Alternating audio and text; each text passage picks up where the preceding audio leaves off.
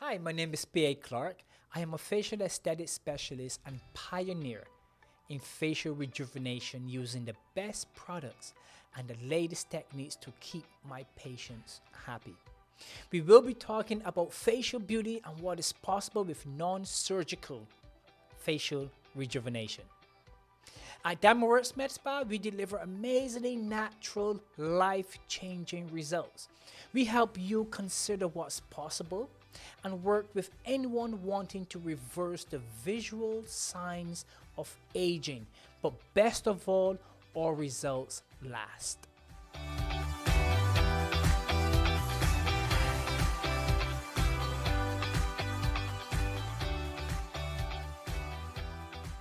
Welcome to our podcast. Today we're talking about lips. Jessica. Jessica came into my office absolutely terrified of having them done. And this is very, very common. We've seen so many bad results. So Jessica knows this. She's been on the train, she's walked on the street, she's seen larger lips than what the face can tolerate. She's seen bruising, she's seen bumps, she's seen ridiculous treatments out there. And this is very, very common. So Jessica's first question was, how is it going to look?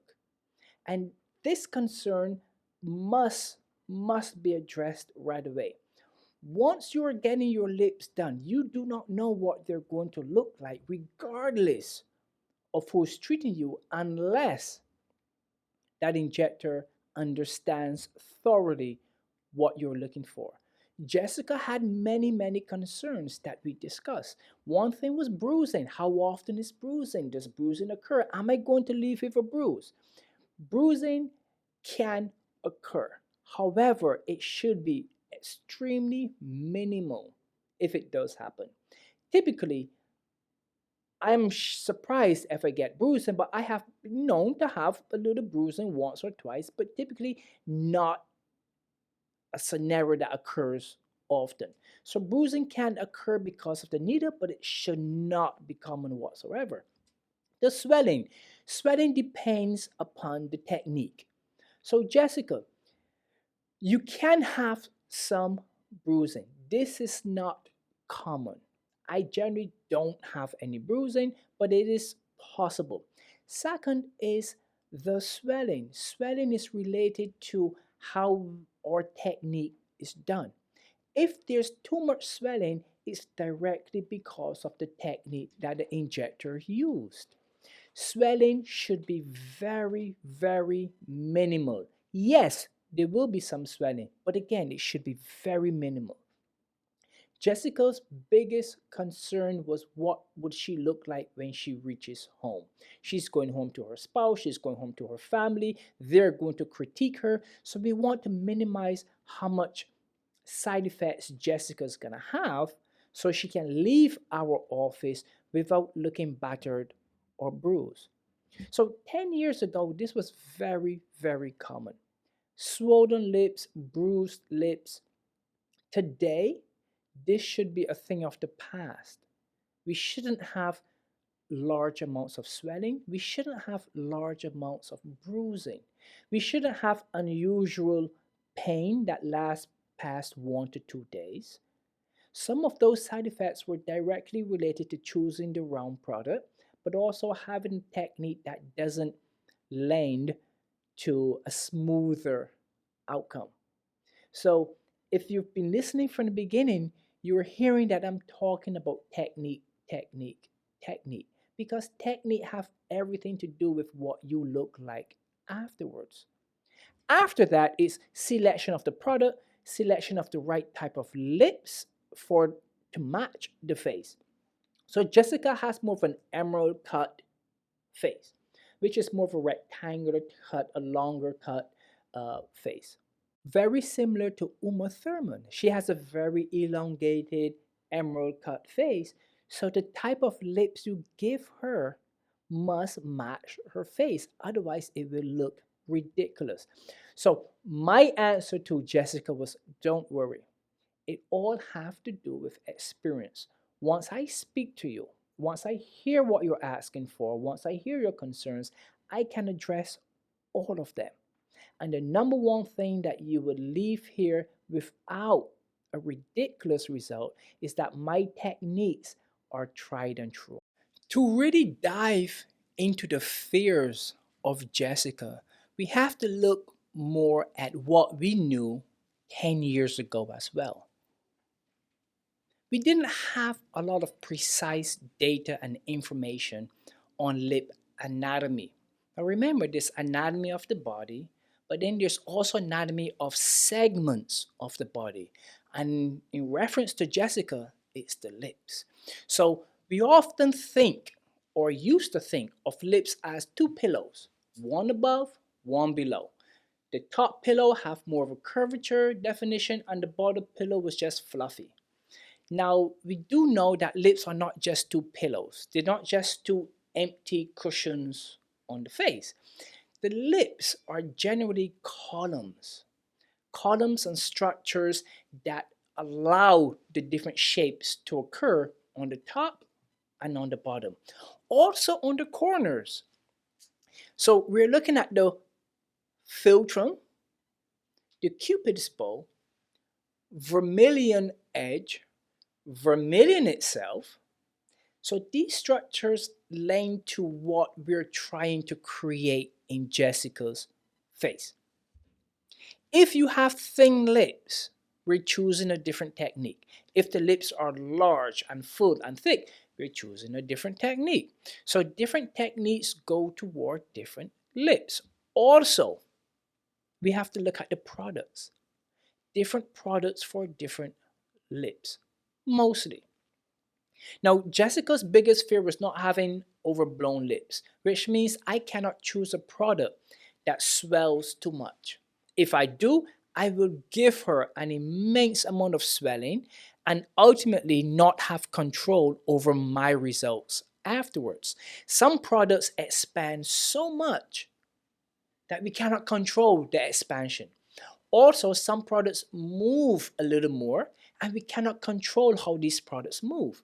So if you've ever noticed that just on the vermilion edge, which is where the normal skin hits the pink or the red skin, that's the vermilion edge. If you have noticed fullness behind that edge, then typically that was a product selection that was inaccurate and a technique that was inaccurate. Both of those problems would lend to abnormally looking full lips. So Jessica doesn't have to fear because I know what she needs. The products I do use do not swell too much and they do not move too much. If the product swells too much, we're creating so much trauma within the lips that swelling alone, the internal pressure from that swelling alone will budge and move and contribute to how far that filler moves. So we really don't want a lot of swelling in the lips after they're done. Social media gives us a false sense of the final result. When you see social media uh, for someone after having the lips done within a few minutes, that is not an accurate depiction of the final result. Final result is typically 2 weeks. The problem with social media and the before after pictures is that we don't see those people 2 weeks later. If we did, then you'll see that most of those after shots were not accurate. Many years ago, teaching many different offices, one of my biggest concerns in instrumenting the techniques was having the doctors and the nurses understand that your results only matter after 1 to 2 weeks and not to have the swelling influence your results. If that is the case, everyone will look fabulous 5 minutes after the treatment. So if we are allowed to just look at that after Instagram shot, that glam shot where the lips are thick and full and plump, That's the swelling. When the swelling goes down, the lips are going to change. So the one thing you want to do is when you speak with your doctor, PA, or nurse, what you want to make sure is that you see pictures not just 5 minutes after, but 2 weeks and 1 month after the injection. So Jessica doesn't have to worry. I understand that swelling is a matter of technique. I understand that swelling is a matter of the product being used. I understand that bruising can happen, but should really not happen when it comes to the lips. You really shouldn't have bruising when it comes to the lips. Can it happen once out of every maybe two or 500 patients? Of course, but it shouldn't be a common thing. You shouldn't have bruising over lips after lips are done. So Jessica still here and she hasn't ran away, she still wants to have her lips done. And she understands that there's going to be a little bit of swelling, not too much swelling. When she goes home, she should look great. Leaving my office, you must look better than you came in, not vice versa. So she will look good. Now, one of the concerns after the injections, can I drink? Can I eat? Can I smoke? What can I do? What can't I do? But typically, you can do everything you've been doing before. However, you want to be careful of your investment. It costs a lot of money to get the lips done. So you don't want to have them done and go home and sleep on your face. Well, what happens when you sleep on the face? The weight of the head is about 13 to 14 pounds. That's like the size of a watermelon or the weight of a watermelon. So imagine laying down and putting a watermelon on your lips. That amount of pressure can change the way the lips look. Do not sleep on the face. Do not sleep on the lips. Do not sleep on the side of the face. Sleep on your back. Can you eat and chew? Yes, you can eat, you can chew, you can use a straw, you can smoke if you still smoke, which you shouldn't, but you can. So you can do basically everything. Heavy kissing. What about heavy kissing, Jessica? Yes. Heavy kissing is fine because you're not locking lips for 20 minutes straight. You're locking lips maybe a few seconds here and there. So yes, heavy kissing is fine. Eating, drinking, smiling, you can do everything. If the lips are done well and you have minimal swelling, you shouldn't even notice that your lips were done. It should just look fabulous. So, and finally, Jessica, there's one last thing I want to mention is that now that we understand more about the product selection, which filler is better, and the technique, which technique is better for the patient's face, we now know that we can contribute to a near zero side effect. So in the past, patients were very concerned because we didn't have a lot of data. We didn't understand how much swelling should be normal. We didn't understand, uh, you know, what the lips should look like a day after, 2 days after, on average. Now we know most of this is related to the trauma that we give to the lips. So patients are more confident now when they come to the office that they can say, well, I don't want a lot of swelling. And your injector should be able to tell you there might be a little swelling, but there should not be a lot of swelling. If your injector tells you, Jessica, there's going to be a lot of swelling, I don't know if it's the best practice for you. There should not be a lot of swelling. Too much swelling distorts the lips. It can stretch the skin. And as that skin comes back, if the lips, if the skin on the lips is not as young as they're used to, you can develop premature lines within the lips, perioral lines. So we don't want excessive swelling and stretching of the skin.